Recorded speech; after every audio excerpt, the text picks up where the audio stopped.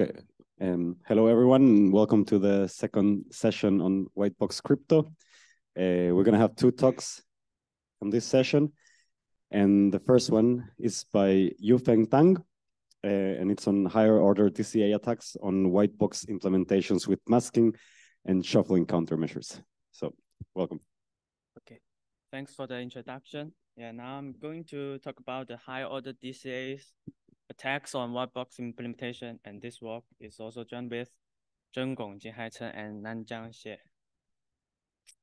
Now, I'm going to introduce the WhiteBox cryptography first. The WhiteBox cryptography aims to protect the key extraction in the WhiteBox setting.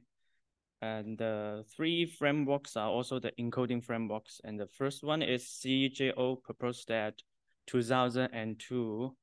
And it transferred the round functions into a series of lookup tables with linear and nonlinear encoding. And the other two frameworks are basically based on the fine self-equivalence.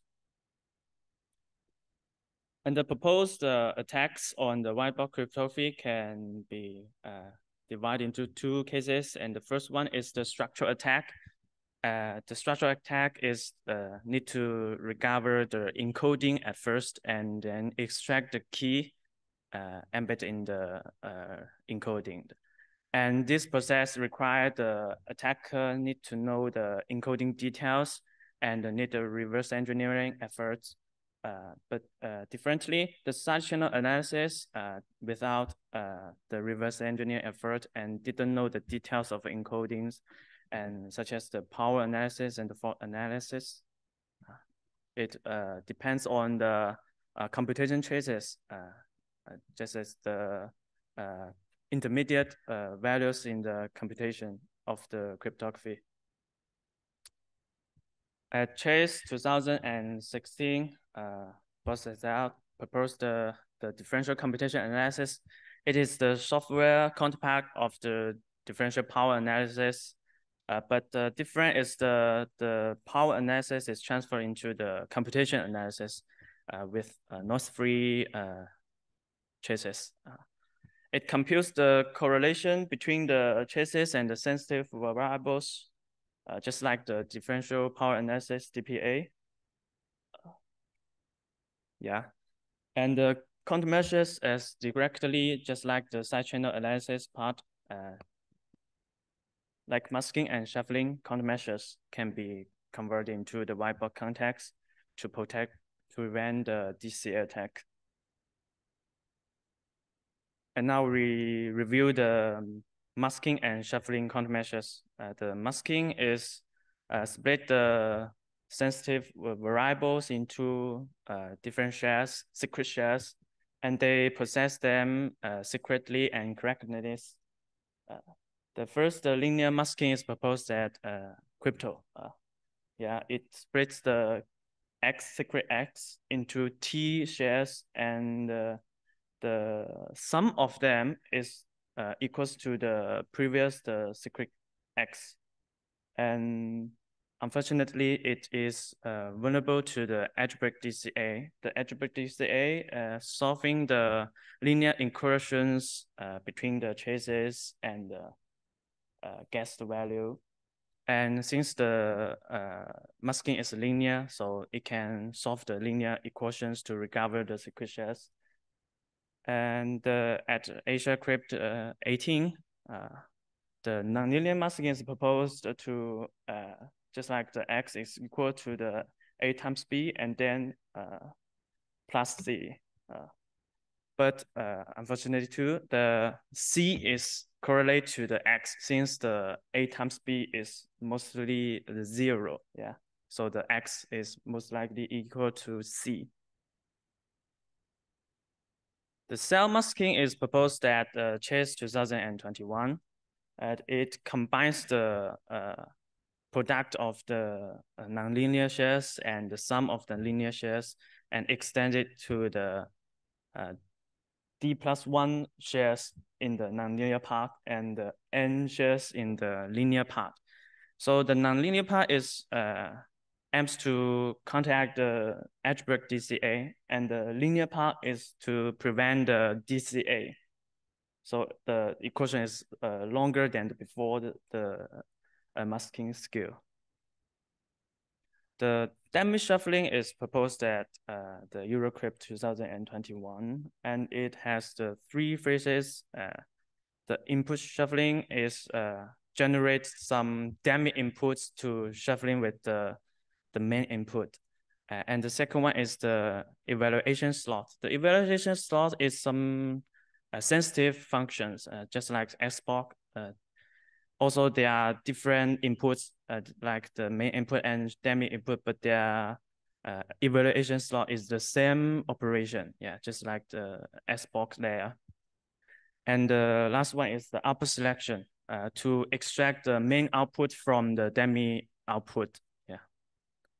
And the specific BU shuffling is the evaluation slot consists of the run key and the export layer, and the output selection phrase to extract the main output is to generate some mask. For the dummy slot, the output is replaced by the randomly generated mask. But for the main slot, the output is masked by a random number. And finally, the all used mask are XOR to 0. So the output selection is a simple XOR to extract the main output, since the output the main output is the real output, but the other dummy slot or output a random mask. And we are going to revisit the higher order DCA attacks. The higher order DCA first to compute the sum of the shares or samples in the nodes to combine them by the addition to recover the linear part of the masking. So for the cell masking, like D equals to 1, the X1 XOR to the Xn is correlate to the secret X. The same situation can be found at the D equals to 2. So the higher order DCA can sometimes, in some cases, can defeat against the cell masking. And the higher degree decoding analysis is the extended version of the edge break DCA. It first introduced the higher degree cases into the edge break DCA. It combines the samples in the traces by the multiply to recover the nonlinear part. So we first proposed a general attack named as the higher degree and higher order DCA. It is a brute force attack. It can defeat against the whatever what degree and what higher order of the masking and the shuffling. It first combined the samples in the trace by the product and multiply them to recover the nonlinear part of the masking, and then to addition them to some of them to recover the linear part of the masking. And this process can fully recover the secret values in the traces. So it is a brute force attack to evaluate the security of masking and shuffling.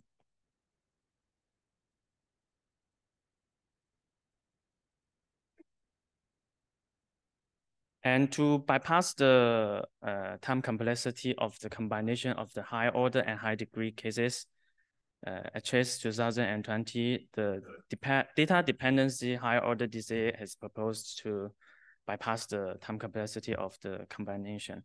It looked at find for the multiplayers of the intermediate variables to sum the multiplayers to recover the linear part of the masking.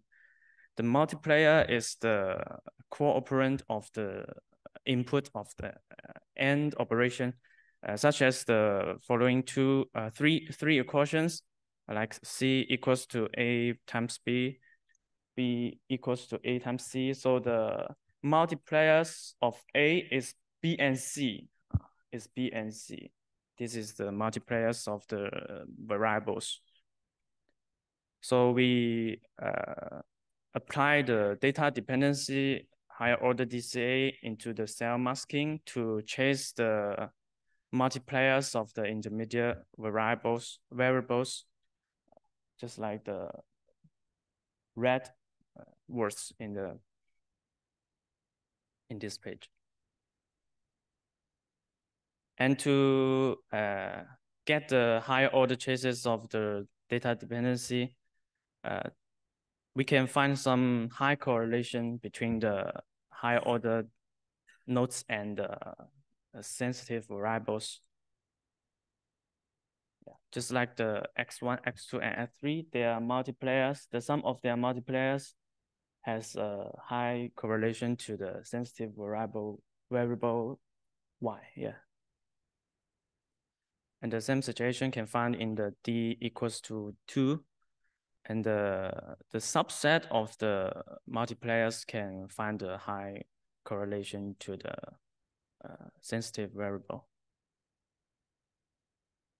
But just is the theoretical analysis, but in our experimental results, we cannot apply successfully the data dependency higher order DCA on cell masking. So the correct key cannot be distinguished with the other wrong key guesses. And so we decide to find out the reason for the failed data dependency attack. The main reason is that the data dependency targets the XBox output instead of some intermediate variable in the XBox circuit. Since the correlation is the sum of the variable of the AND gate input, but the data dependency attack chase the XBox output. So the chase value is maybe has some errors, or it's not the true tracing values of the data dependency. So we propose the 3 paths to improve it. The first one is to replace the trace value into the input variable of the AND gates instead of the XBox output. And the second one is to use the variables with the same multipliers. And the third one is to tracing the nodes in the second round. And by targeting the input variable in the AND gates, for example, we chase the BP XBox with the frequently used variable T29, and we can distinguish the correct key. And the previous data dependency attack is to chase the 8-bit, one of the 8-bit of the XBox output. So we chase the AND gate. The input of the AND gate inside the XBox circuit is different chase value. And these results can improve the attack result of the WhiteBox 2019 context.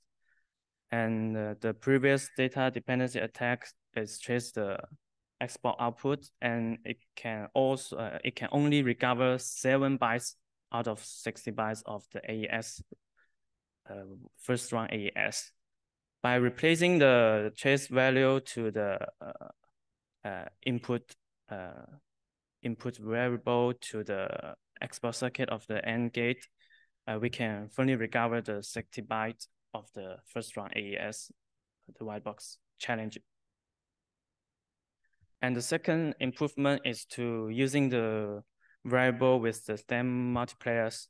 So for the cell masking, the original data dependency attack is to sum the multipliers of the intermediate variables, just like the chase the right hand of the X1, X2, and X3. It sum the multipliers of the intermediate variables.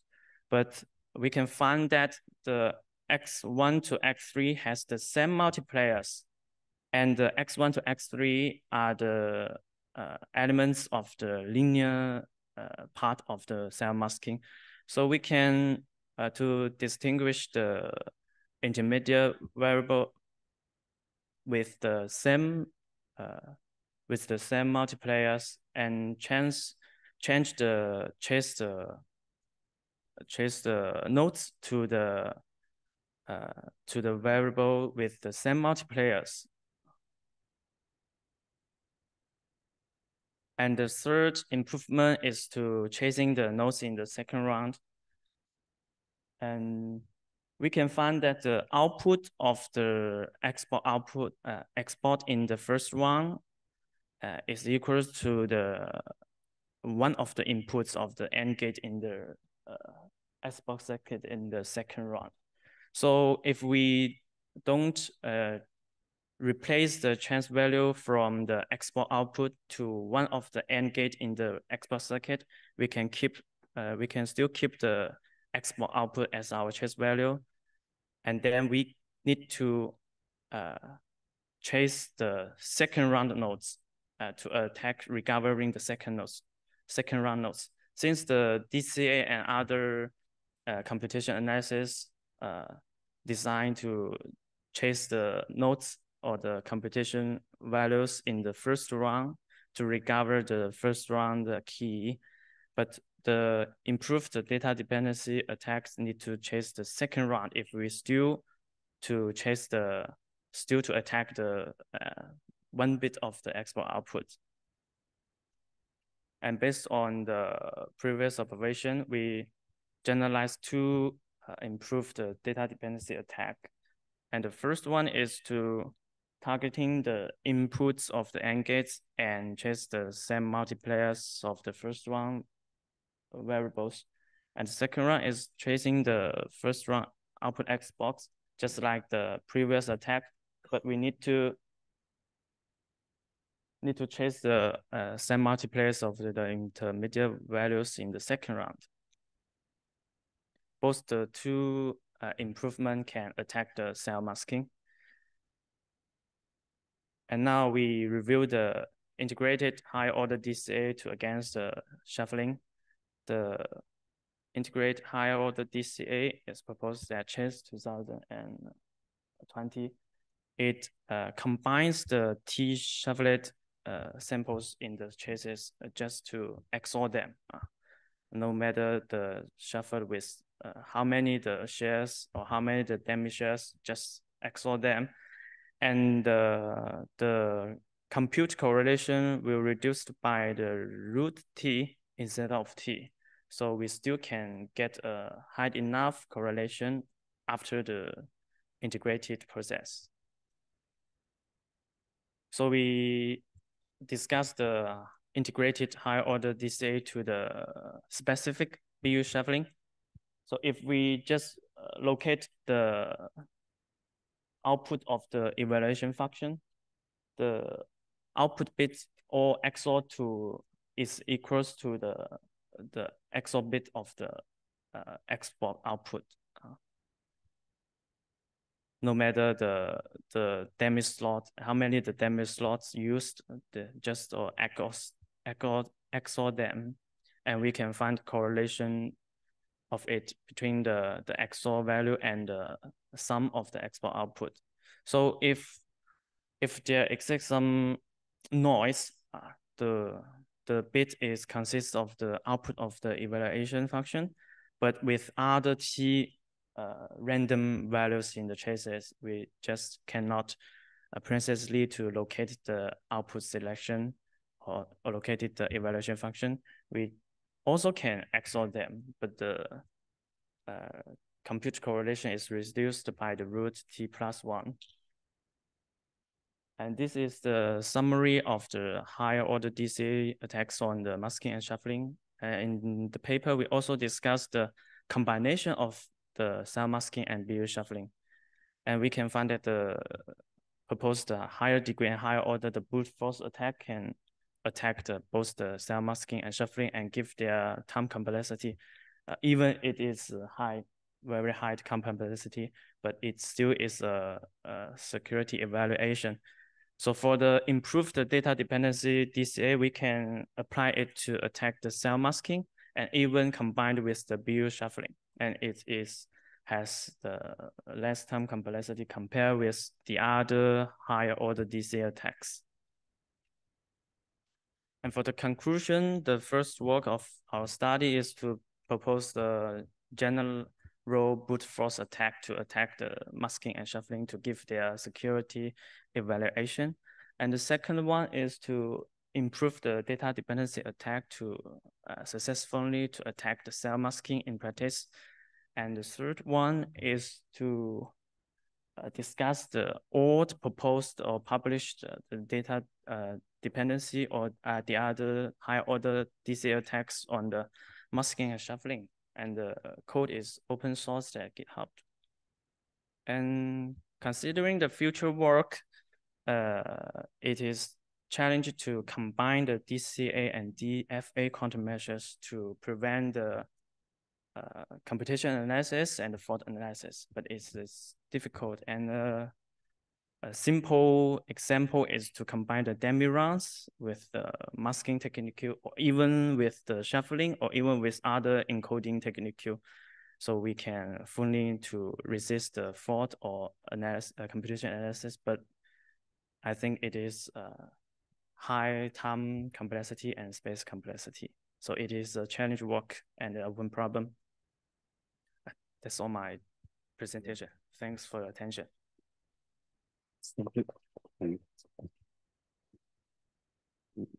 Thank you. Do we have any questions?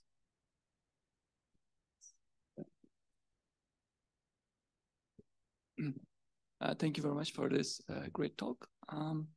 So I would like to ask something about your improved attack, basically. So in general, this nonlinear masking require like refreshing for the inputs for before every gadget, basically. So when you follow this AND operations, do you implement also a refreshing of the inputs before every AND gadget, or is it just plain the gadgets follow each other?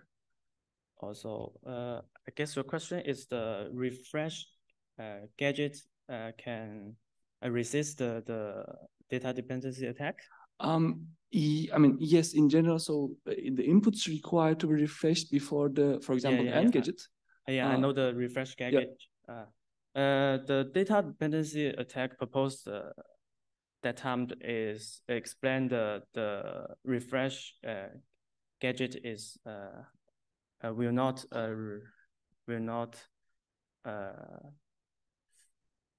the refresh gadget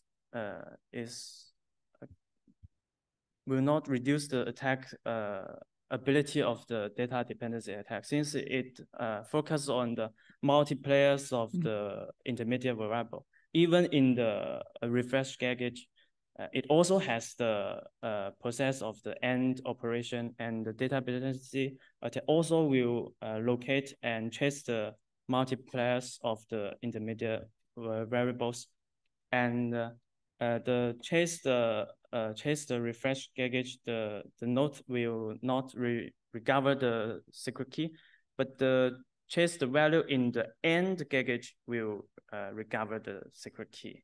So okay. It will not have some effect to the attack result of the data dependency attack. Okay. Yeah. Okay. Thank you very much. Yes, we just improve the previous attack, so the attack quality is the simple.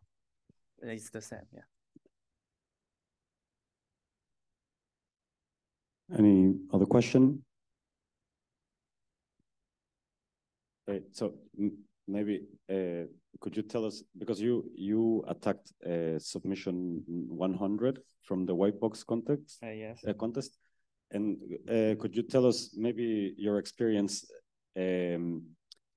Because I don't know if you mentioned the number of traces needed for your attack in this case. Oh yes, you mean the number of traces to attack the challenge 100? Yeah. Because we changed the open source code of the previous attack, we replaced the original data dependency into the our improved data dependency attack. So due to the CHES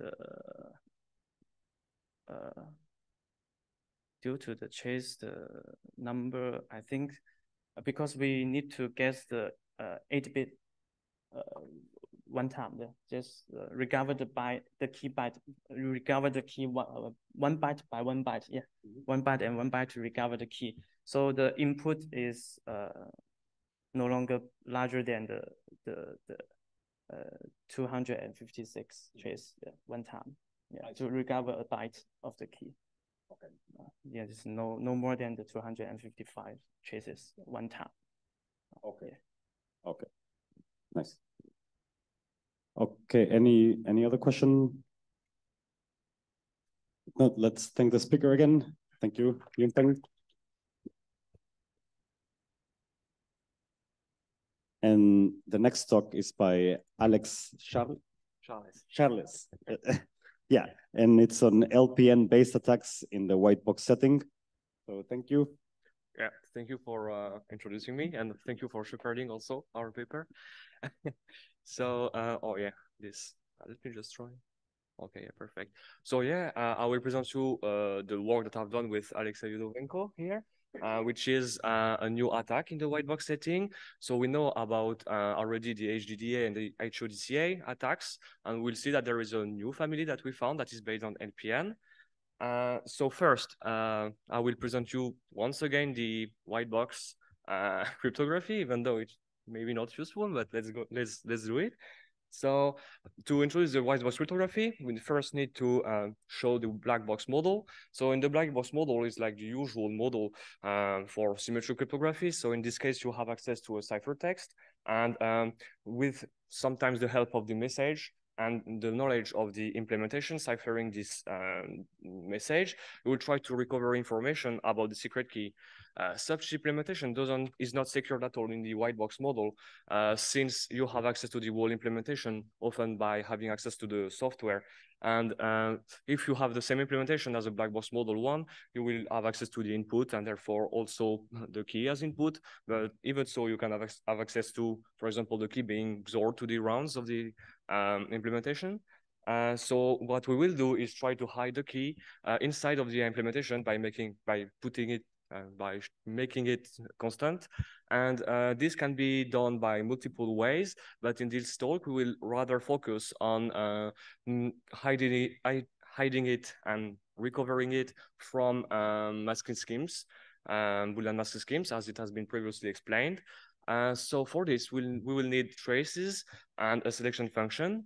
So how to generate traces? So if you have a function that takes for input 4 bits and for output 4 bits also, you know that there is one representation that is a binary tree that have 4 nodes, bitwise operations. So in this equivalent representation, what we will do is try to record all of its output, all of the output of the bitwise operations that we will call nodes because of this representation. And so what we'll do then is have different random inputs and record all of the outputs for each of these random inputs, right? So for example, for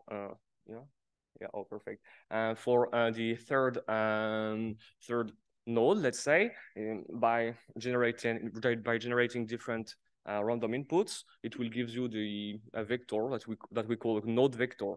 So that's for the traces. Then for the selection function, so in this case, if we focus on the AES, because it's the main studied algorithm in the white box setting, what we will do is like we have the knowledge of the AES box, and we know by also the model of white box the input, the 8-bit input. So if we want to try to recover the key byte guess, the key guess being XORed to the plain text, what we will do is like we know that there is only 256 different possibilities for this key byte. So therefore, we will, for each of them, and given the known input, deduce the first bit of the output. So that will give you selection vectors. Yeah, selection vectors. So as it is, what we'll do in reality is generate 128 input and cipher them And for each, we record nodes, as previously explained. And also for each of them, given all the 256 kibyte possibilities, we will also generate these vectors. And why are we doing this is at some point in the implementation, one of the bitwise operation will have for output, sorry, the exact selection function that we chose.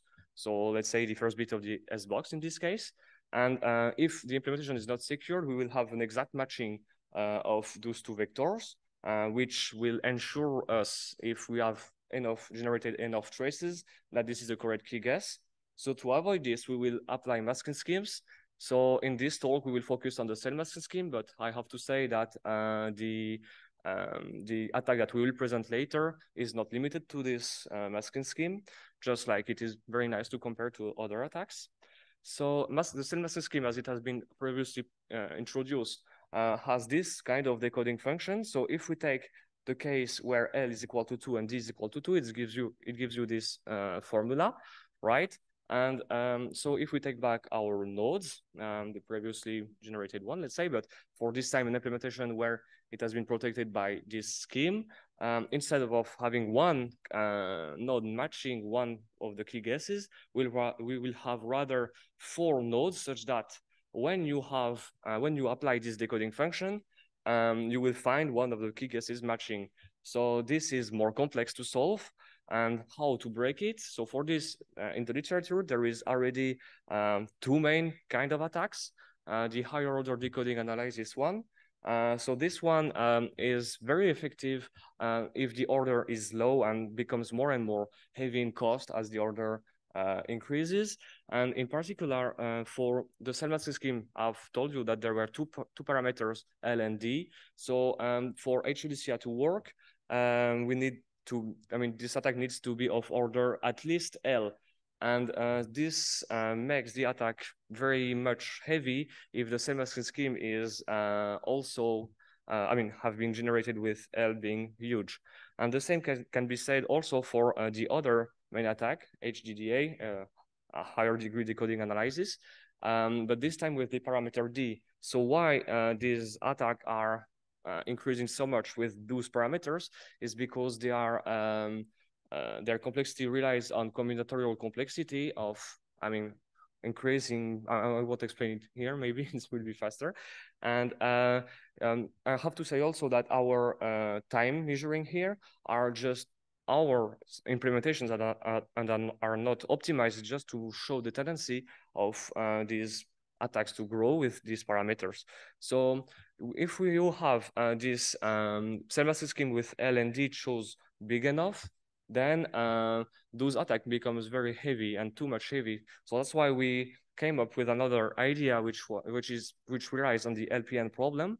So this is what I will explain first, the problem, So for this, if you have a known matrix A and a known vector B, it is very easy to find a vector X such that AX is equal to B using Gaussian elimination. And in the LPN problem, we will have another vector E.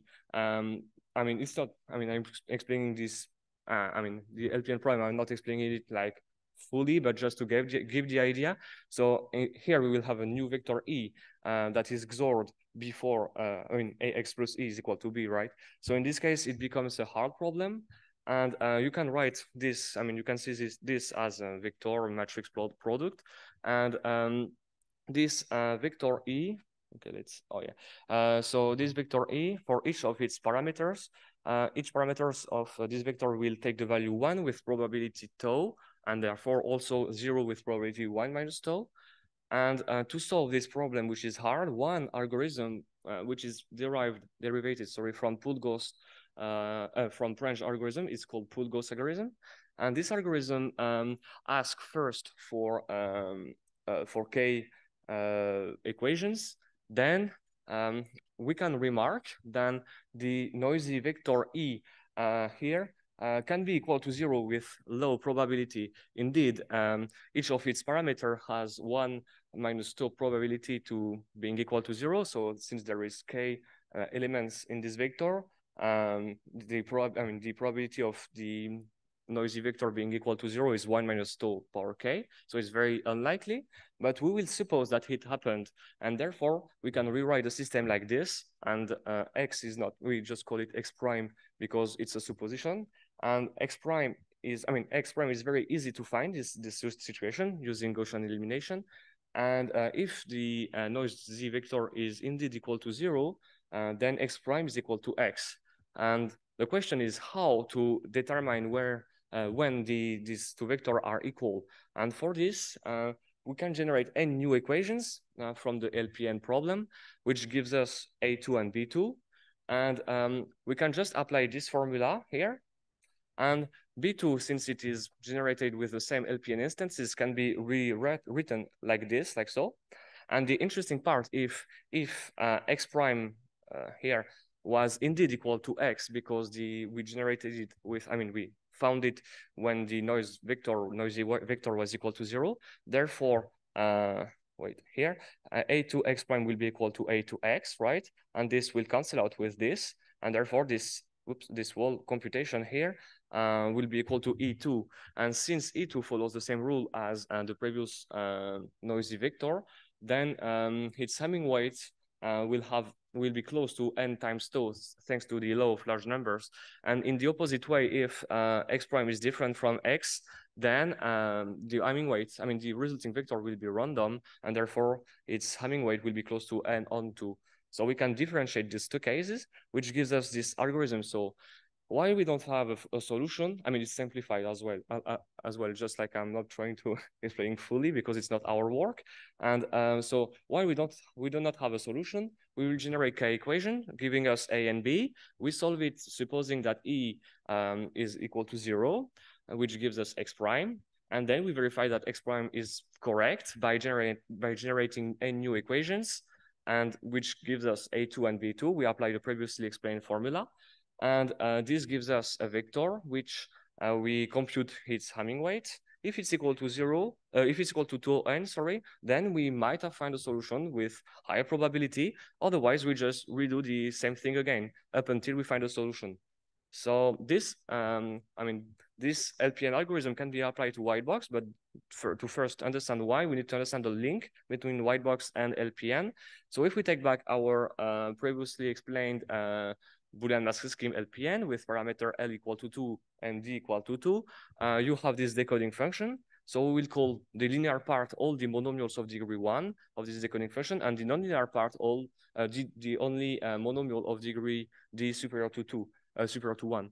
And what we can remark is, since all of these shares are generated randomly, the nonlinear part, the nonlinear part here will be equal to 0 only 1/4 of the time, since each of, since x4 and x3 are equal to 1, only 1 on half of the time.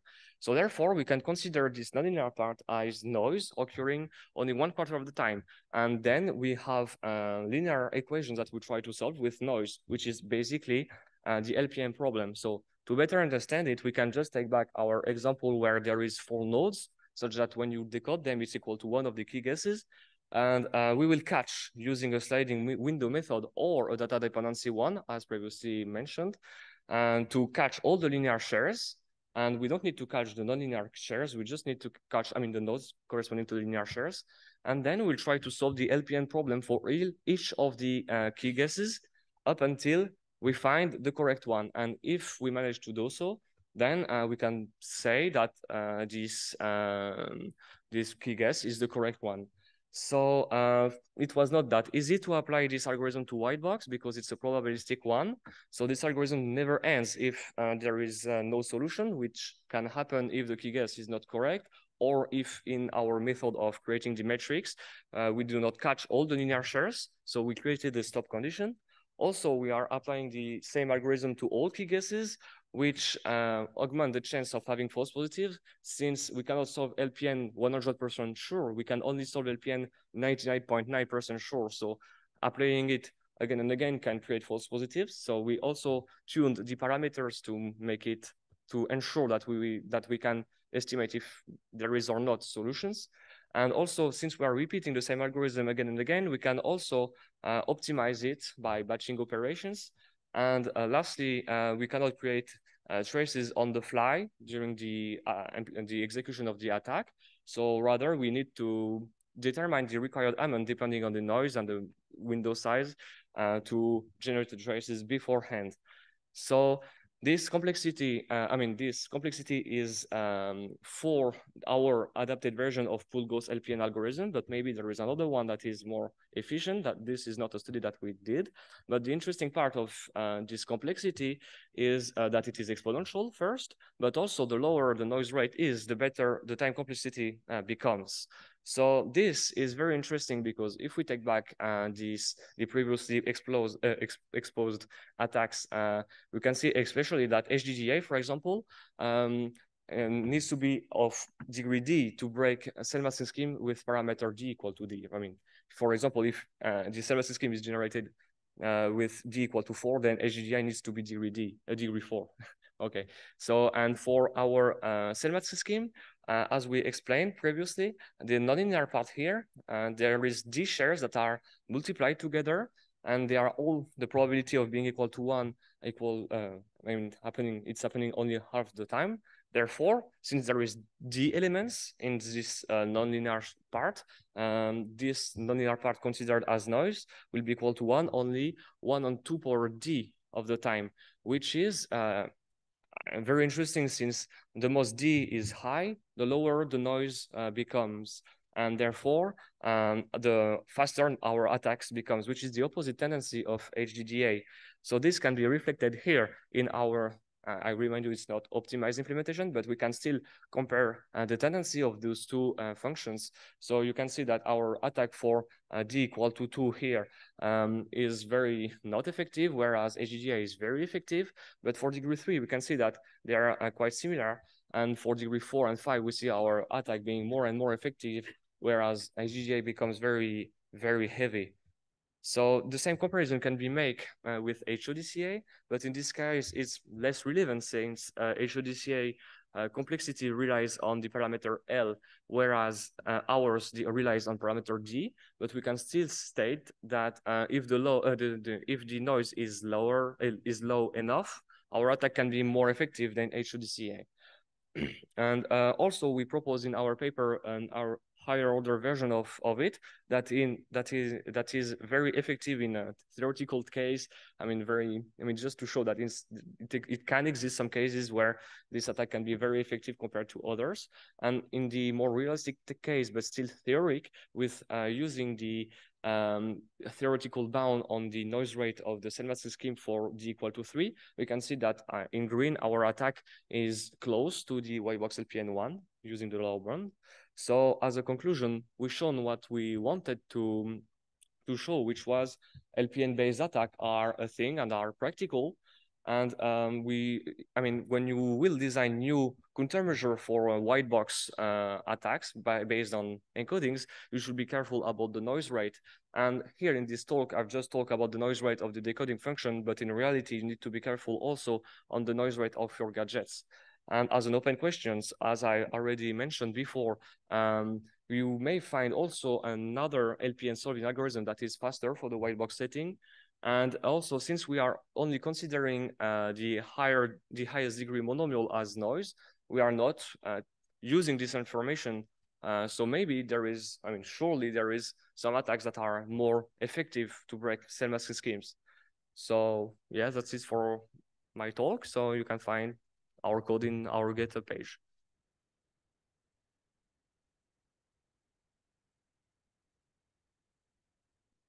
Thank you, Alex. Do we have any questions? Not yet. So about countermeasures. So is it straightforward countermeasure to restrict the values of the corresponding errors or vectors? Yeah, we propose one countermeasure, which is, very heavy, but it's a first way of thinking of it, is to first apply ESW masking scheme and then apply on top of it the BU masking scheme, which is the one that is, you have element, you have a shared XOR to, A, XOR, BC. Yeah, this one. So you can apply this one, and therefore the noise will be very high because you have, I mean, when you compare the, I mean, when you compute the noise of it, for each of the elements of the ESW masking scheme, you will generate a new degree 2 monomial. And for each of them, there will be only probability 1/4 of the time that it will be equal to 1, and they have to be all equal to so it's, yeah, this creates a lot of noise. So yeah, it's the first countermeasure. But the extension of your attack would still be applicable there. Depends on the noise. Yeah, I mean, yeah, let's say this one. So for example, for noise 1/4, you see that already for W equal to 10, I mean, the window size equal to 10, it's already like taking 10 seconds. So it's not enough. So imagine if you had to compute window size 50. So it depends really on the noise. So if the noise is very low, you can have as much of a window size as you want. But since this countermeasure can make the noise very high, then maybe it won't be applicable indeed. Yeah. Okay. Thanks. Any other question? We still have plenty of time. If not, we can thank the speaker again and the speakers of this session.